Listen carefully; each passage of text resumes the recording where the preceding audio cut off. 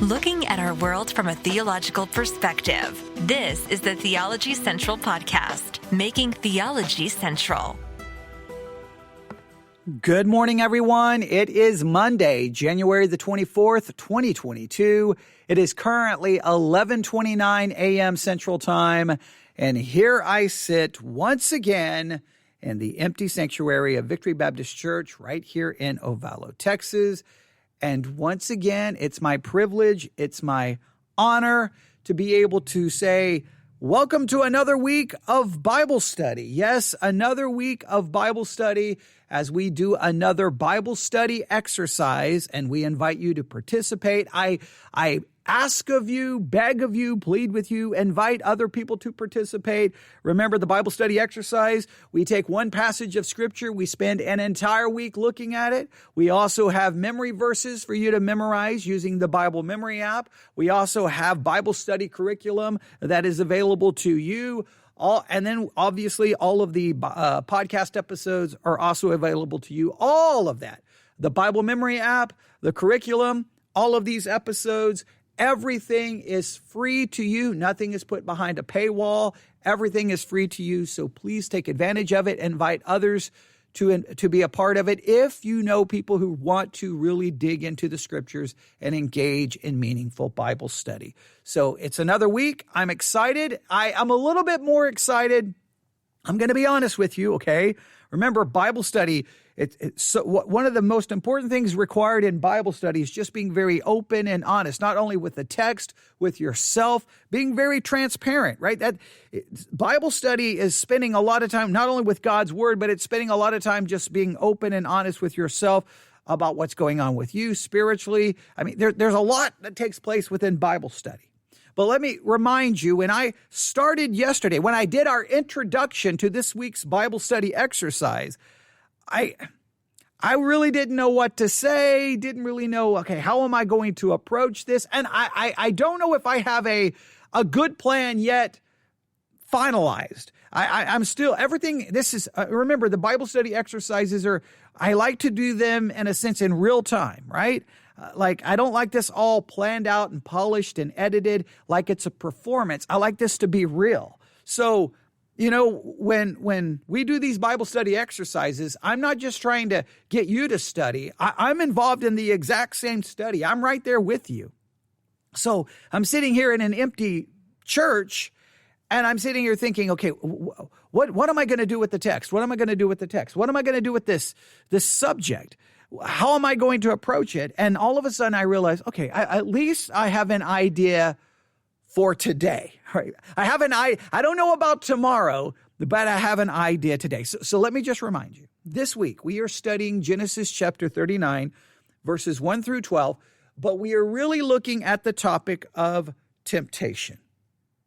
And if you know Genesis chapter 39, that typically the Bible study curriculum and sermons and everyone, when they get to Genesis 39, they run directly to one specific thing that happens, and they talk about temptation in relation to that. But I want us to understand temptation in a much more broader context. Let me show you what I mean. If you have a Bible, Genesis chapter 39, just so that you can see what I'm referring to here. Genesis chapter 39.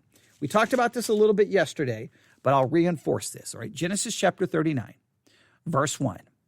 And Joseph was brought down to Egypt, and Potiphar, an officer of Pharaoh, captain of the guard, an Egyptian, bought him of the hands of the Ishmaelites, which had brought him down thither. And the Lord was with Joseph. Turning the page. And he was a prosperous man, and he was in the house of his master, the Egyptian. And his master saw that the Lord was with him, and that the Lord made all that he did to prosper in his hand. And Joseph found grace in his sight, and he served him and made him overseer over his house, and all that he had he put into his hand. And it came to pass, from the time that he had made him overseer in a house and over all that he had, that the Lord blessed the Egyptian's house for Joseph's sake, and the blessing of the Lord was upon all that he had in the house and in the field. And he left all that he had in Joseph's hand, and he knew not aught he had, save the bread which he did eat. And Joseph was a goodly person and was well favored. Here we go, verse 7. And it came to pass, after these things, that his master's wife cast her eyes upon Joseph. She said, lie with me. Now, whenever you turn to Genesis 39, everyone will talk about temptation. And everyone will talk about temptation as it relates to sexual sin. Everyone will run to this and say, yes, Joseph is tempted here to have sex with his master's wife. He refuses, and we can learn much about resisting temptation when it comes to sexual sin. I am not saying that is a flawed application in any way, shape, or form. I'm not even criticizing sermons that put all of the emphasis there, because it is necessary and it is needed. However, I think there is a negative side effect, because it reduces the concept of temptation in many cases, and in many people's mind, specifically only to the subject of sexual sin. It's like, are you being tempted? Oh, no. I'm not having any issues with sexual sin. No. Temptation is more than that. And so what I want to do this week is do a couple of things we're striving to do this week. I've already given you some assignments. Yes, I want you to look up Bible dictionaries and what they have to say about temptation. Yes, I want you to do a simple, basic word study on the word temptation. Yes, I want you to have that basic understanding and understanding. I want you to have that kind of an overview of what it's all about. I definitely want you to do that. But what I want to try to really demonstrate is the reality of temptation showing up in many different ways, coming in many different forms, approaching things from many different perspectives, so that you can see that, so that you can recognize it, so that you can be warned of it. And that's my iPad sending me notifications from the Edify Christian Podcast app of all of these podcast episodes that are dropping. It's just all day. It probably would drive you crazy. In some ways, I love that, because it's just like, oh, another Christian podcast app, another Christian podcast is available, another Christian podcast is available. It's just amazing how much is available to us. See, I'm being tempted to now focus on that instead of what I'm supposed to be talking about. I'm sorry. That's bad about having distractions in front of you. Yeah, one of the good things to do when you're doing Bible study, turn off all of your distractions. Okay. I'm preaching that to myself. But I really want us to see temptation in a much more broader way. Now, I'm not saying that we're not going to talk about temptation as it relates to sexual sin. Obviously, the text is going to lead us there. But I think there are temptations occurring. There's at least a couple of temptations occurring way before we even get to that one. And that gets overlooked. And so it's like, oh, we're going to be in Genesis 39. Oh, we're going to talk about sexual sin today. Well, no, we're not. We're going to work through this carefully, and I want you to consider temptation in light of other things, I want you to consider temptation not just in light of sexual sin. I want you to consider it in other areas as well, and I think the text really gives us that opportunity to do so. Does that make sense? Again, I'm asking as if you can answer. I hope it makes sense, and hopefully this will be beneficial for everyone. Okay, so let's do this. Let's set up. And I would like to do this. I don't know how well we'll do this week, but we're going to do this today. All right. I want to first present to you, in a sense, the biblical standard. What the Bible calls for us to, the way the Bible calls us to live, and how the Bible calls us to handle our emotions and attitudes. I want us to give us a biblical standard. All right. So because here, this is very important. If we're going to talk about temptation, as defined right here in a Bible dictionary, temptation is an enticement or invitation to sin. Temptation is an enticement. It's an invitation to do something, to think, to act in a way that is not consistent with the biblical standard. All right. So hopefully nothing goes wrong, because I just got a notification that our studio software is being updated and it's telling me to restart, but I'm not going to restart. I'm going to resist that. Okay. But biblical temptation, to understand temptation, it is an enticement. It's an invitation to go against the biblical standard, listen, in thought, in word, in action, in attitude, right? So temptation is any attempt, any invitation to persuade you, to invite you, to, in a sense, seduce you over to violating God's standard in thought, in word, in action, and in attitude. I really want you to see that. And I think we have something. Well, let's just look at a biblical standard here. So let's look at the biblical standard, and then we'll see how this applies to the beginning of Genesis 39. Wow, I'm getting so many distractions as I'm trying to simply teach the Bible. Is that not? Don't you hate when that happens in your life? Right? I want to spend some time in Bible study, and then everything around you starts trying to interfere. Is that not frustrating? Okay, right. So, all right, let's continue. Here we go. Biblical standard. Go to Ephesians 4. Go to Ephesians 4.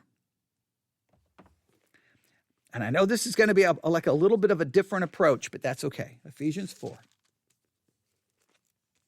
Here we go. Biblical standard. Ephesians 4, verse 31. Let all bitterness and wrath and anger and clamor and evil speaking be put away from you with all malice. And be ye kind one to another, tender-hearted, forgiving one another, even as God for Christ's sake hath forgiven you. All right, so here's the biblical standard. Get rid of all bitterness. Get rid of all wrath. Get rid of all anger and all clamor and all evil speaking and put it away. Get rid of it. And all malice. Get rid of all of it. Just get rid of all of it. That's the biblical standard. Let's continue. Matthew chapter 18. Matthew chapter 18. Matthew chapter 18, verse 21. Matthew chapter 18, verse 21. Then came Peter to him, Peter coming to Jesus, and said, Lord, how often shall my brother sin against me, and I forgive him? Till 7 times? Jesus saith unto him, I say unto thee, until 7 times, not unto thee 7 times, but until 70 times 7.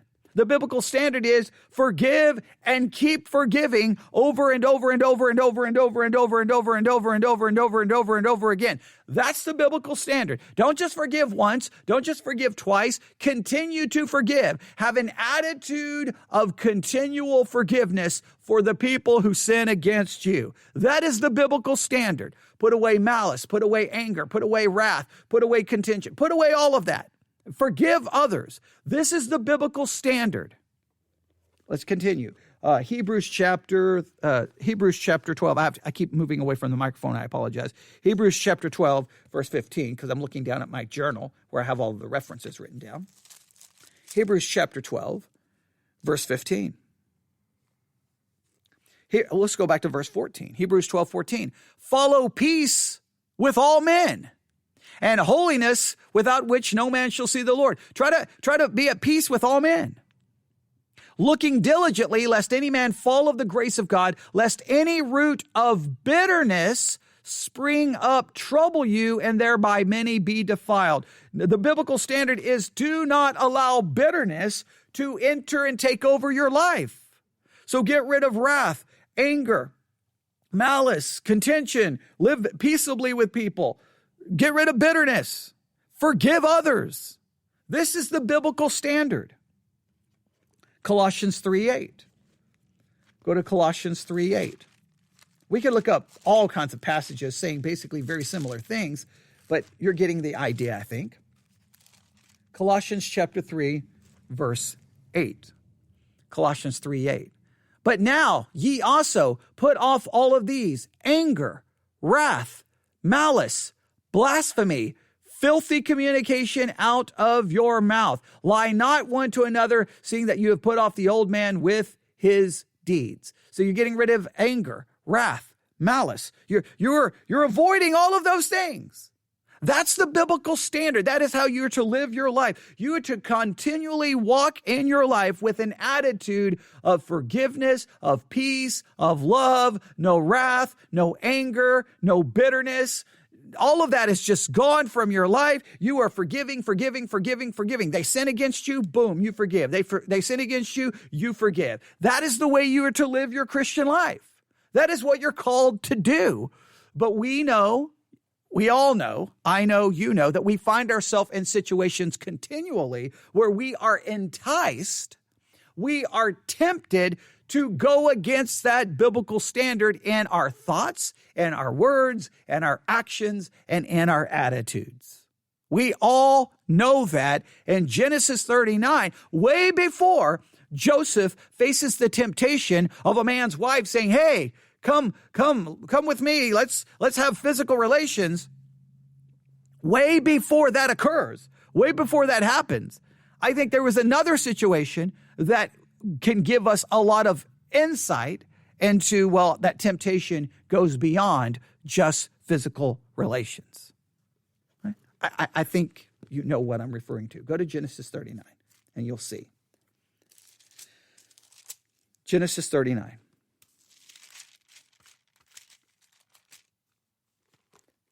And Joseph was brought down to Egypt. Stop right here.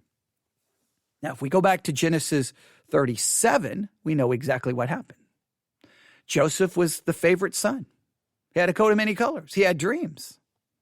Next thing you know, he keeps talking. He keeps speaking. He keeps saying things, whether he's saying things that he should or how we could talk all day in regards to what Joseph does there. But put it this way. We know this. His brothers are becoming more and more angry with him every time he opens his mouth. They're becoming more and more upset, more and more anger. Their anger continues to grow. Envy begins to occur. They are not happy with their brother Joseph. All right. Joseph's brothers are not happy. So they plot and they come up with an idea. You know what we're going to do? We're going to kill him. We're so upset. We're so angry. We're so mad. We're so filled with bitterness, anger, and wrath. Yeah, they clearly are. They fall into all of those sins that they decide, you know what? We're going to kill him. But instead of killing him, they throw him in a pit, and then they decide to take him out of the pit, and then they sell him into slavery. So one day, Joseph is the favorite son in the family. Everything is wonderful. Everything's great. He's walking around in a coat of many colors. Everything's wonderful. He's sent to go check on his brothers. So he goes to check on his brothers, and everything changes literally just overnight. Next thing you know, he's a slave. He goes from favorite son to a slave overnight. So now, when we go to Genesis 39, here's Joseph, and he's being brought down to Egypt. And Potiphar, an officer of Pharaoh, captain of the guard, an Egyptian, bought him off the hands of the Ishmaelites, which had brought him down thither. And the Lord was with Joseph. Turn the page again. And it was a prosperous man, and he was in the house of his master, the Egyptian. So he's now a slave in Egypt. He goes from favorite son to a slave in Egypt. Now, once that occurs, well, there's going to be some temptations there. And we just kind of go right past this because we want to get to the scandalous thing. Ooh, sexual sin. Okay, everybody wants to run to that. No, I'm in no way, shape, or form undermining the importance of talking about sexual sin. It's just sometimes we elevate sexual sin to like, that's the one sin, and other sins are just kind of overlooked and ignored. But we can't overlook the other ones. So here's what I want you to consider, all right? There's the biblical standard, all right? There's the biblical standard. And immediately Genesis 39 presents possible temptation to Joseph. And this temptation arises really from two major sources. Are you ready? First, he has the temptation to respond in a sinful way, in an ungodly way, as a result of the actions of other people.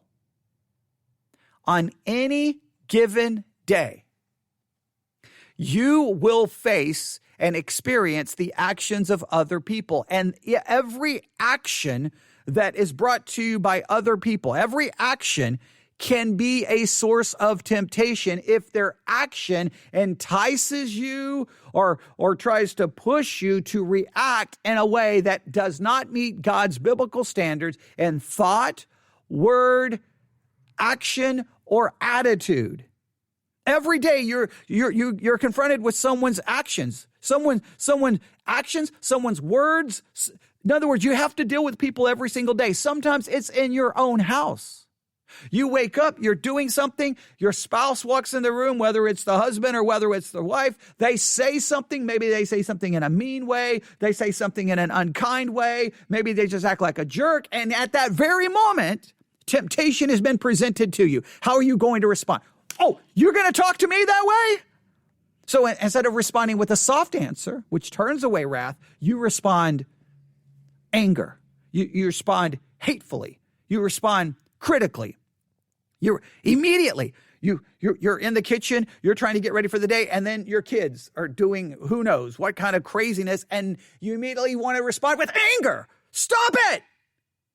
You lose your patience. Every day you are confronted with the actions of other people. Joseph, everything he is experiencing is a result, humanly speaking, okay, that's a whole different subject here in a minute. Humanly speaking, he goes from favorite son to slave as a result of the actions of his brothers who put him in a pit and then sold him, as a result of the actions of a culture that allows the purchasing and selling of human beings, okay?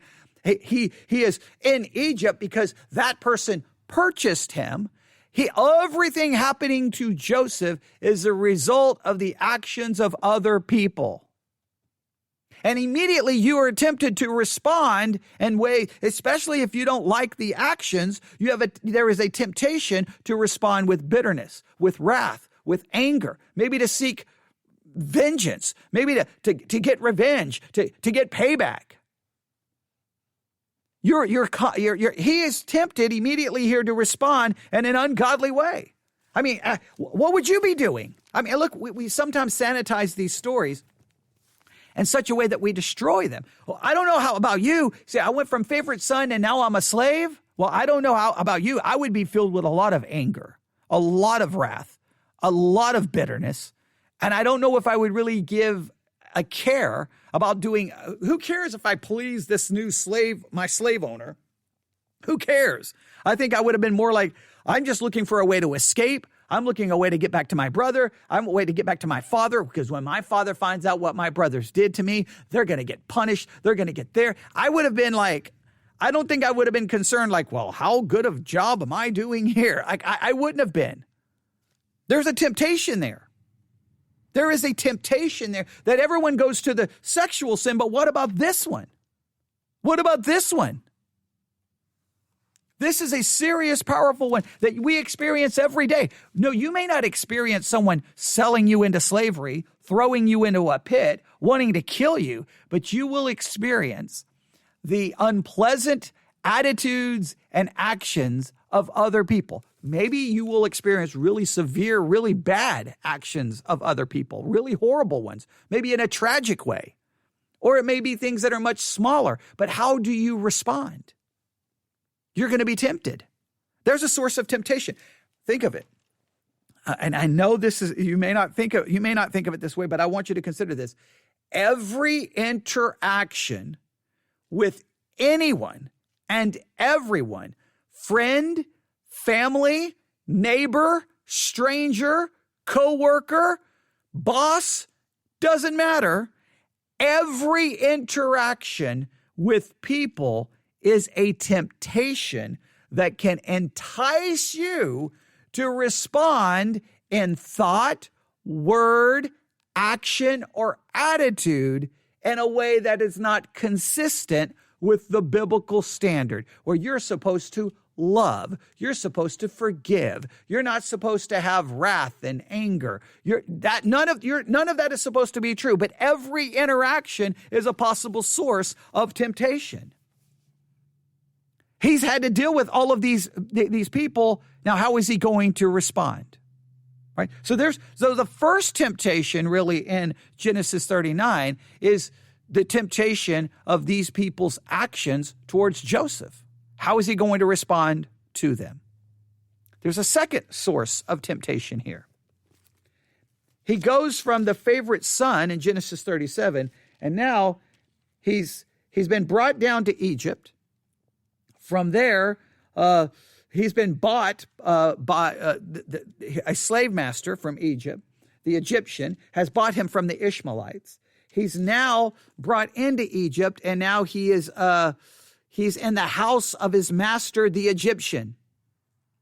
So he goes from favorite son to slave inside. He's not at home anymore. He's not in his home. He's not with his family. He's now been moved, and now he's in this situation. First, we have the temptation of the actions of other people. And the second source of temptation, listen, is our circumstances. Every interaction with other people is a source of temptation, and every circumstance you find yourself in is a source of temptation because it can entice you. It can call for you to react to that circumstance, listen, in a way that is not consistent with God's standard in thought, in word, in action, and in attitude. Every circumstance you find yourself. You're going to find yourself in circumstances this week that you're going to be like, okay, how am I going to are you going to respond with frustration, with anger, with bitterness, with discouragement, with depression? How are you going to respond to those circumstances? Every interaction with people is a source of temptation. Every circumstance, there is a temptation within it. How are you going to respond to it? Now, what's fascinating here is Joseph is dealing with these circumstances. He's dealing with the actions of everyone, but look at the way the text reads. The text doesn't, I wish the text would give us some insight into how Joseph was thinking. I don't know how he's thinking, but we kind of get an idea in how he responds to this, all right? Now, the Lord was with Joseph. We'll save that for later. Just stay with me. The Lord was with Joseph, and he was a prosperous man, and he was in the house of the master of his master, the Egyptian. It sounds like Joseph is there, and he's doing the work of a slave. And God is prospering his work. Well, everything Joseph does turns out good. It seems to benefit his master. In other words, Joseph now goes from the favorite son to now being someone who is doing what he can and actually benefiting the one who now purchased him and owns him. The master saw that the Lord was with him and that the Lord made all that he did to prosper in his hand. Joseph found grace in his sight, and he served him, and he made him overseer over the house, and all that he had he put in his hand. Now he's serving in such a great capacity and being so blessed in everything that he's doing that he's now being placed in charge over everything. Hey, I'm your master, but you're in charge of over all of this. You continue to do what you're doing because it's continuing to prosper, which is blessing me. I'm benefiting from it. In other words, Joseph was in a horrible circumstance, and instead of being discouraged and I'm just going to do the bare minimum, he seems to be doing everything he can do to bring as much blessing to his master as possible, which just seems absolutely bizarre to me. All right. Verse 5, and it came to pass from the time that he had made him overseer in the house and over all that he had, that the Lord blessed the Egyptian's house for Joseph's sake, and the blessing of the Lord was upon all that he had in the house and in the field.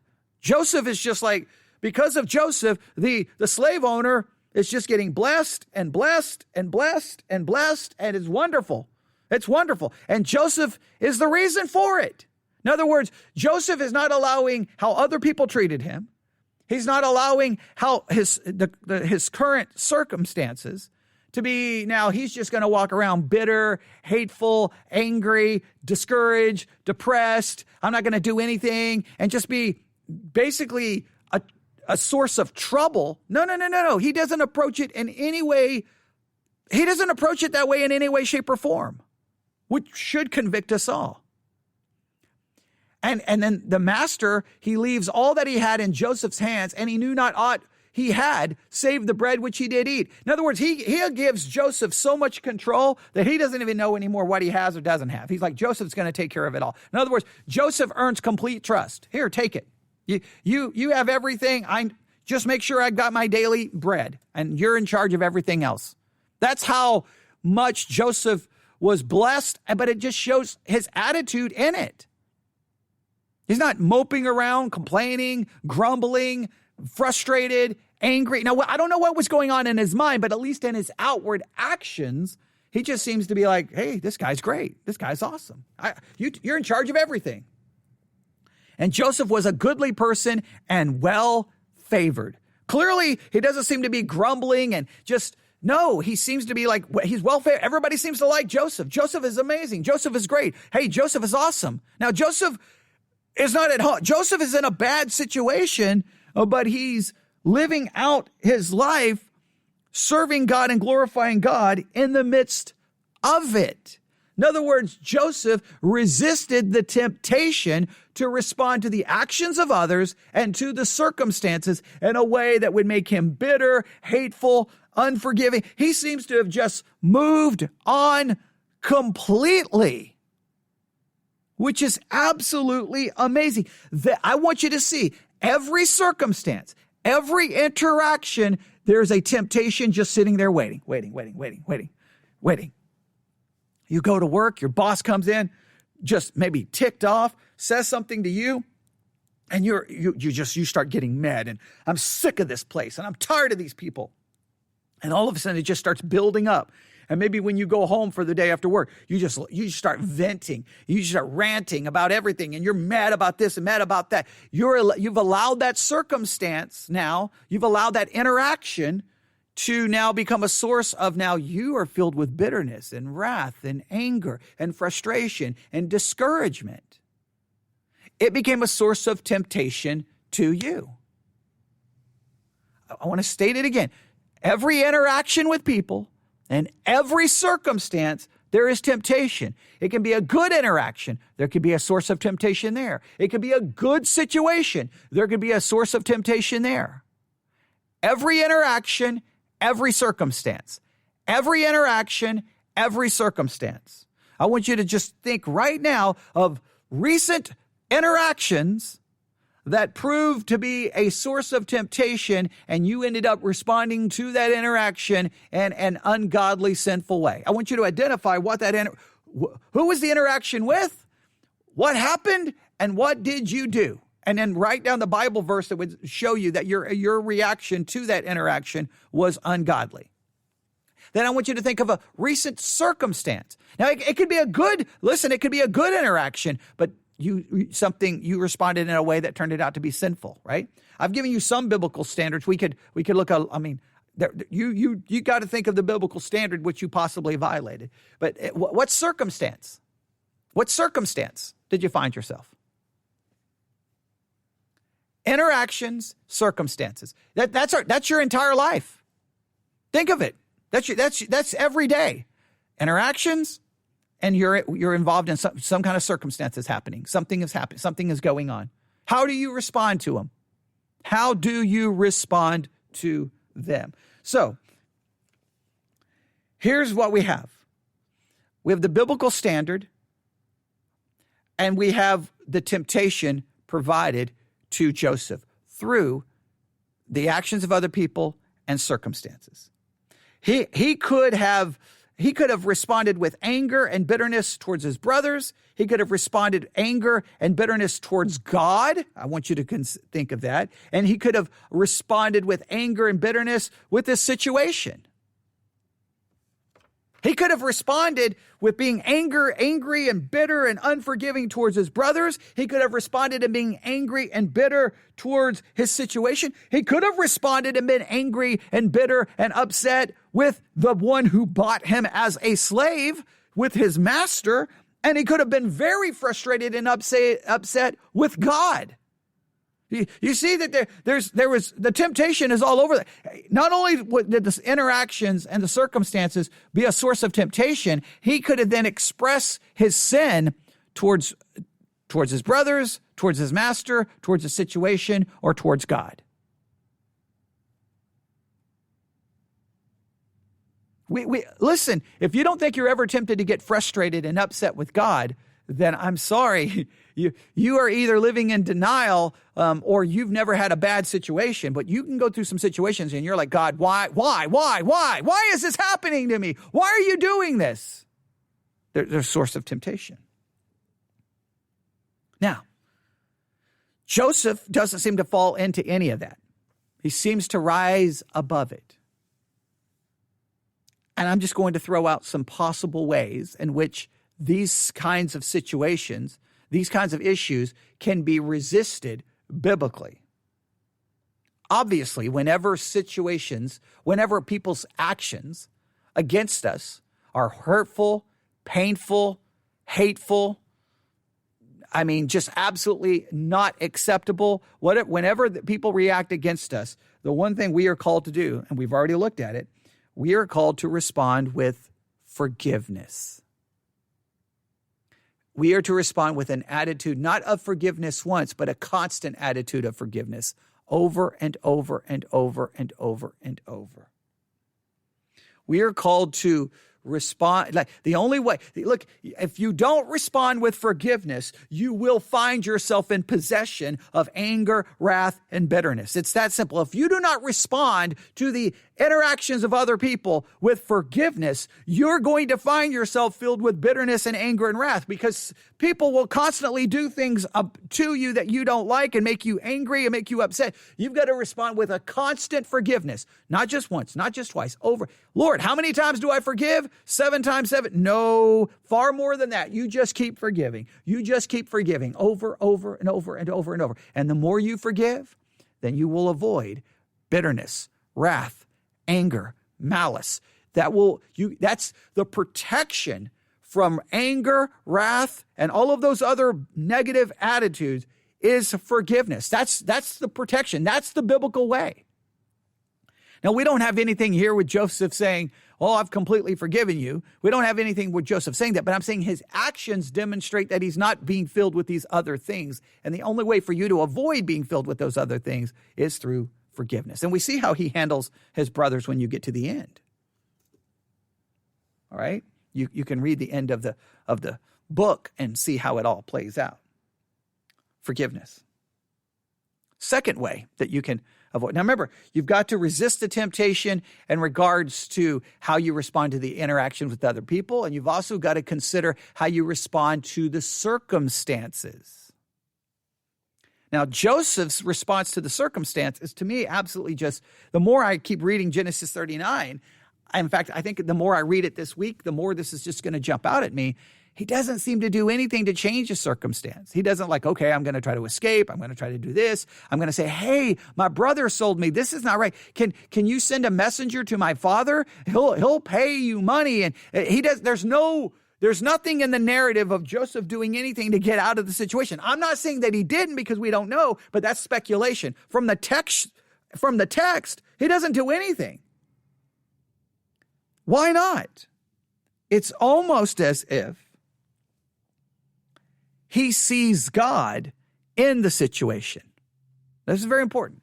The way to resist temptation in regards to interactions with other people, especially if they're negative. Okay, we haven't really talked about a good interaction with other people, but if it's a negative interaction, is you have to respond with forgiveness. That's your protection against wrath, anger, bitterness, is you have to forgive. But when it comes to negative circumstances, the only thing to help you resist the temptation of responding to those negative circumstances with grumbling and complaining and anger and bitterness and wrath, pretty much directed towards God, is you have to accept and acknowledge and see God in it. Now this is a double-edged sword, because the more you see God in it, the more you may be tempted to become frustrated with God. But you have to accept, in other words, you don't just think, I just randomly got put in this circumstance for no rhyme or reason, and this circumstance is garbage, and you start grumbling about the circumstance. You have to stop and go, wait a minute. God has placed me in this circumstance. Now, you may be tempted immediately to get upset with God, and I understand that, but you have to at least start with seeing God in it. Let me give you two very important scriptures. The one, I think you probably know where we're going. We're going to go to the book of Job, because it's just a very important passage here. In Job chapter 1, we see all of these horrible things come upon Job. There's death, there's destruction, economic loss, loss of loved ones. It's just an absolute devastating list of destruction that comes upon Job. And after all of this destruction, after all of this death, after all of these horrible things that occur, Job 1:20, then Job arose, rent his mantle, shaved his head, and fell down upon the ground. Now, please note, in no way, shape, or form should anyone ever tell you that you cannot grieve, you cannot be upset. No one is pretending that you just accept horrible things and go, well, no big deal. I know that in the story of Joseph, we don't see his emotion, but just want you to know that Job, he rents his mantle, shaves his head, and falls down on the ground. So he's expressing his grief. He's expressing his emotion. It's okay to express it. But look what he does. He doesn't fall down on the ground and yell and scream and grumble and complain and go on a full-blown rant. No, he falls on the ground and worshiped. He fell down and worshiped God. But it's not that, listen, this is amazing. He worships God even though he acknowledges the following. He said, naked came I out of my mother's womb, and naked shall I return thither. The Lord gave, and the Lord hath taken away. Blessed be the name of the Lord. Job sees God's hand in the tragedy that God had taken it away, that God was somehow involved in the situation. But he did not respond to God being involved in the situation with anger, wrath, discouragement, frustration. He responded to that fact with worship. When you find yourself in a horrible circumstance, you may be tempted to respond with anger and wrath and frustration and discouragement and depression. But you've got to stop and go, God gives, God takes away. God is somehow involved in this circumstance. Doesn't mean you have to like the circumstance. Doesn't mean you have to walk around going, it's wonderful, it's great. No, you may have to rip your clothes, shave your head, and fall on the ground. But you worship God knowing the sovereign God is involved in some way, shape, or form, whether it's good or bad. Another scripture, Ephesians chapter 1. Ephesians chapter 1, verse 11. Speaking of Christ, in whom also we have obtained an inheritance, because we're in Christ, we being predestinated according to the purpose of him who worketh all things after the counsel of his own will. God works all things after the counsel of his own will. You may not like it, but if you will see God in it and you will accept it and just worship God in spite of it, you can be protected and you can resist the temptation of responding to the circumstance with grumbling, complaining, bitterness, anger, wrath, etc., etc., etc. You will be protected from negative reactions from people if you will respond with forgiveness. You will be protected from negative circumstances if you respond with an acknowledgement of God's involvement, and you will worship him. Now listen, the minute you acknowledge God's involvement, it can become a source of temptation because you may get frustrated, but that's why all you can do is worship and go, you're God and I'm not. God gives, God takes away. Blessed be the name of the Lord. He's in charge. It's not me. Now, be fair. Job gets frustrated.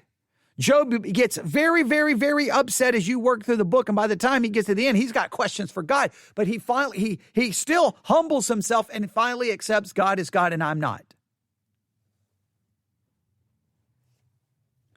Another way to resist this temptation. So we resist with forgiveness. We resist by seeing the hand of God in all circumstances.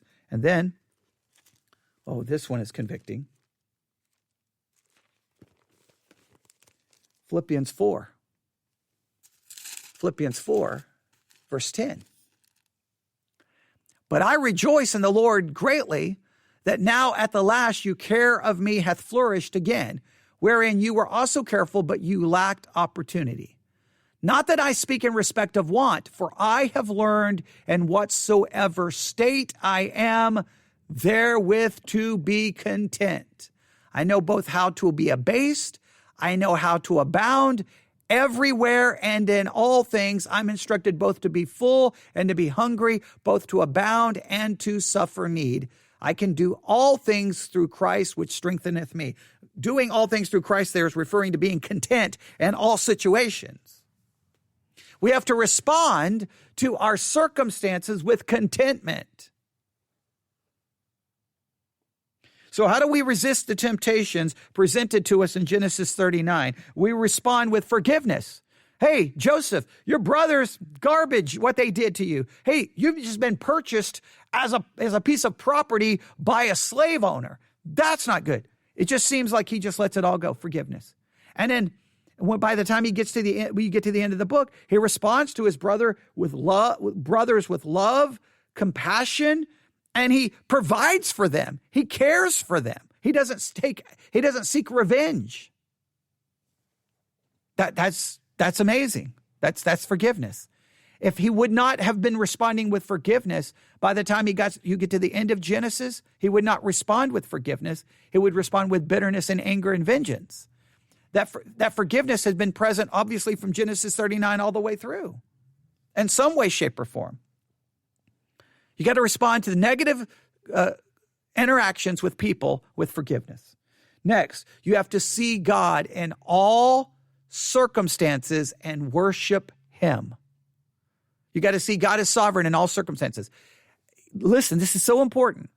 We have to see God in the circumstance, not simply looking to God to get us out of the circumstance. See, what we want is, okay, God, I see you. Get me out of it. No. How about, God, what do you want me to do in it? You put me in it. I see that you did. What do you want me to do in it? That's the first question. That's the first statement you should always say. God, you put me in this. What do you want me to do in it? Not get me out of it. And so what did Joseph do? Joseph has been completely betrayed by his brothers. He went from a favorite son to a slave, and guess what he does as a slave? Okay, I'm going to be the best slave I can be, and I'm going to bring blessing to my slave owner. And that's what he does. I know that seems absolutely I can't speak for you. Everything in me rises up and go, Joseph, come on, have a little bit of backbone. Don't just give in and serve the slave owner. That's wrong. That's injustice. Fight against it. Sneak out at night. Escape. But no. He's like, he serves God. The slave owner benefits from owning Joseph. That's insane. So Joseph doesn't look to get out of it. He realizes, God, you put me in it. What do you want me to do in it? He's like, and no matter the circumstance you find yourself, no matter how bad, no matter how good, what would God want me to do in this circumstance? Well, we always know, glorify him, serve him, minister to other people. Think of other people before yourself. Turn the other cheek. Forgive. You know what you're called to do. But we want out of it. It's bizarre. We tend to see God as a way out of negative circumstances. We rarely see God as the one whom we should serve in the negative circumstances. We see God is only there not to say, oh God, I'm supposed to serve you in the negative circumstance. No, God is the one who's supposed to deliver me from it. Joseph doesn't seem to look for deliverance. He looks for obedience to God in it. He sees God's hand in it. And then we must respond to everything. The negative interactions of people and negative circumstances with godly contentment. With godly contentment, that I am going to be content in it. Why am I going to be content in it? God placed me here, and that God is going to use this for his purpose and his glory. And I apologize if you heard my stomach growling, but it's an afternoon, and I'm hungry. But you know what? I'm going to focus on God's word right here. All right? So let's go through this again. The biblical standard is given to us in Ephesians 4, Matthew 18, Hebrews 12, and Colossians 3. No anger, no wrath, no contention, no malice. That's not the way we respond. It's forgiveness. It's forgiveness. It's peace. It's no bitterness. That's what we're called to do. That's the biblical standard. And immediately, boom, we are confronted with two things that can tempt us to go against those standards. The interactions with people and negative interactions with people and negative circumstances. I'm going to go with the negative. I just want you to realize positive interaction and positive circumstances, there's still sources of temptation linked with those as well. All right? There's still possible temptation. Again, I want you to see temptation is any enticement for you to go against God's standards in thought, word, action, and attitude. Temptation is any enticement for you to go against God's standard in thought, word, action, or attitude. I want you to, that's going to be the working definition we're going to use because I think it's so important. I want you to just see that. I want you to see every interaction today. Every interaction. I'm telling you, there's a temptation waiting. There's a temptation waiting. Sooner or later today, someone in your family is going to say something to you, and you're going to snap back. You're going to, wait a minute. No anger, no wrath. How about respond with a soft answer? How about turn the other cheek? No. I'm not. I'll turn the other cheek after I've beaten them on the floor and they're unconscious. Not literally, but I'm saying verbally. After I destroy them, then I'll turn the other cheek because I'm going to turn the cheek to walk away and leave them laying bloodied and beaten on the floor. Not again, literally, but figuratively, because we tend to destroy people with our words. But those interactions all day. It could be a wife, spouse, friend, neighbor, church member, pastor. How are you going to respond? How are you going to respond to those negative interactions today? There's going to be temptation. All right. Someone's asking, okay, our definition, all right? Our definition, someone in the live chat just asked me to give the definition. My definition is going to be this week is that temptation is any enticement for us to go against God's standard in thought, word, action, or attitude. Any enticement for you to go against God's standard. So that means you have to know God's standard first. And then any enticement for you to go against that standard in thought, word, action, or attitude. I keep stressing the attitude. I know you're probably saying action and deed, but I want attitude there because I think attitude is really important. Because in Genesis 39, it's Joseph's attitude and his actions that are just amazing.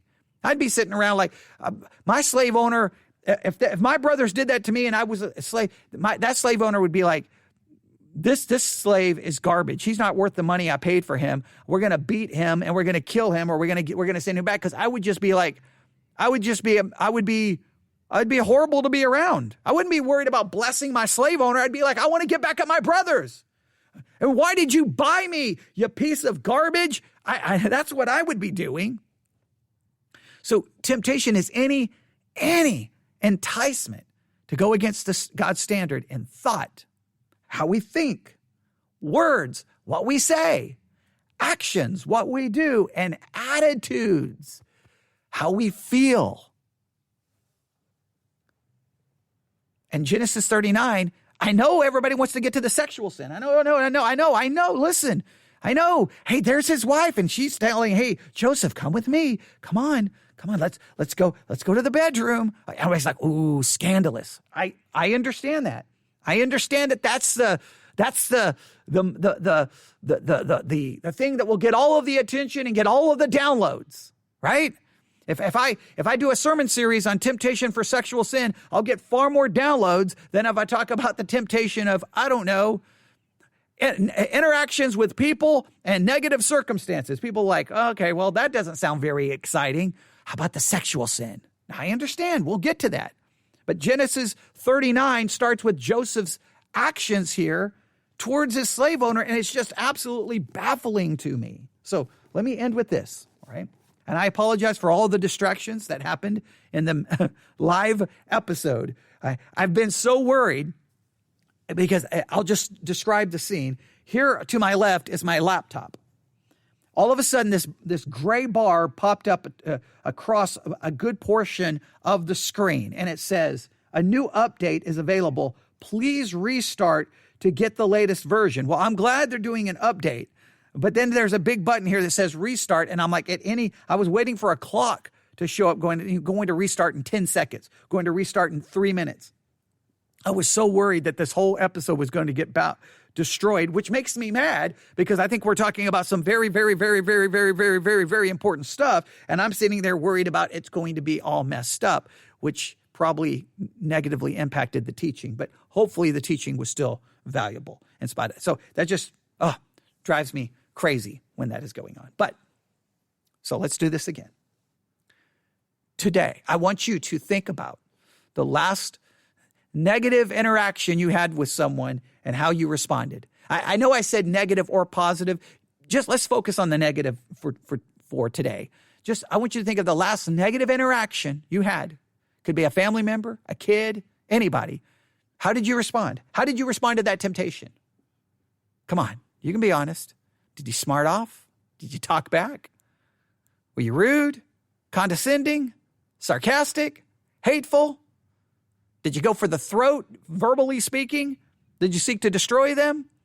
Or did you walk away and in your mind you were like, that person's a piece of garbage, and you just who knows? How did you respond? And then the last negative circumstance. Maybe you're in a negative circumstance today.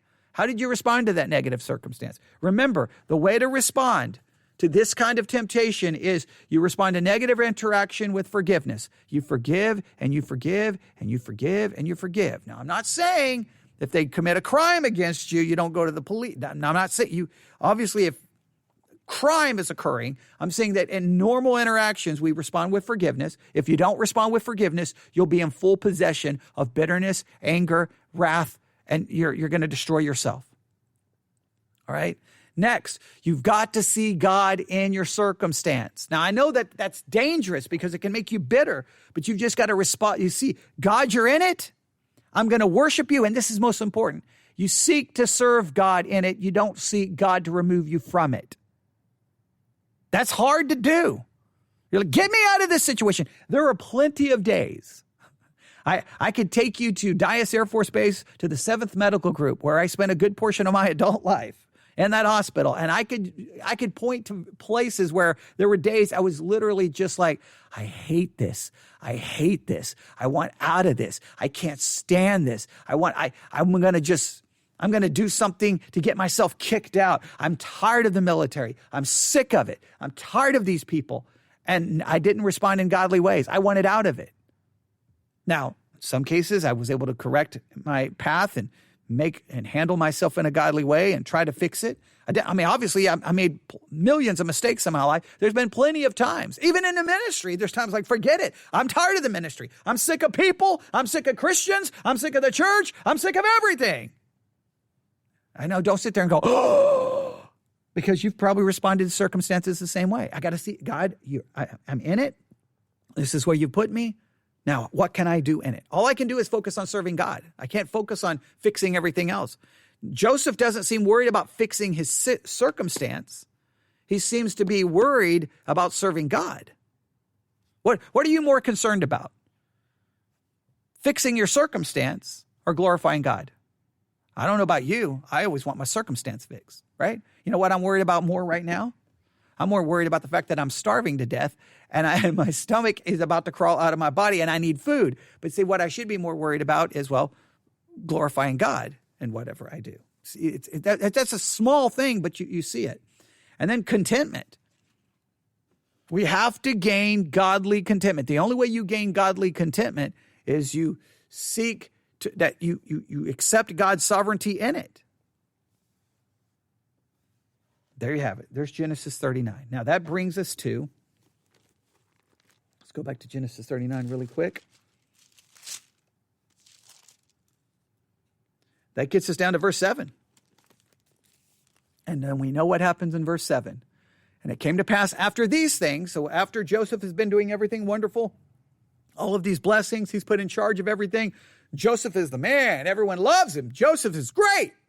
Then the next thing you know, well, his slave owner, his master's wife's like, yeah, he is pretty great. Hey, Joseph, come here, Joseph. And then she says, lie with me. Sexual sin. I just want you to see that there are other sins besides sexual sins. Anger, wrath, bitterness, envy, vengeance. All of those are sins as well. Just for some reason, they don't seem to get the same oomph as a sexual sin. They don't seem to get the same passion and preaching against them. Not in all cases, but in many cases. So then we'll turn our attention next time, probably will be on Wednesday, to this subject of sexual sin. And I don't know how do we approach it? There's been so many attempts by the church to address it that I don't know. I don't know if anyone's ever approached it in a decent way. I don't know. That we could get into all of the discussions about the church, and it raises so many issues. But at least we'll look at it from a textual perspective first. I mean, Joseph's approach is pretty simple, and I could call into question his approach maybe, but we'll see. There's a lot there. But we didn't even. I know there's a lot of bigger academic issues surrounding temptation that I've kind of pointed you to work on your own, but I wanted to at least just look at temptation in a very practical way at the beginning of Genesis 39, and hopefully that's benefited someone. All right, I'll stop right there. You can email me, newsif@yahoo.com, newsif@yahoo.com. I'm going to stop and restart this software so that I can finally get the update so that this won't happen next time. All right, thanks for listening. Everyone have a great day. God bless.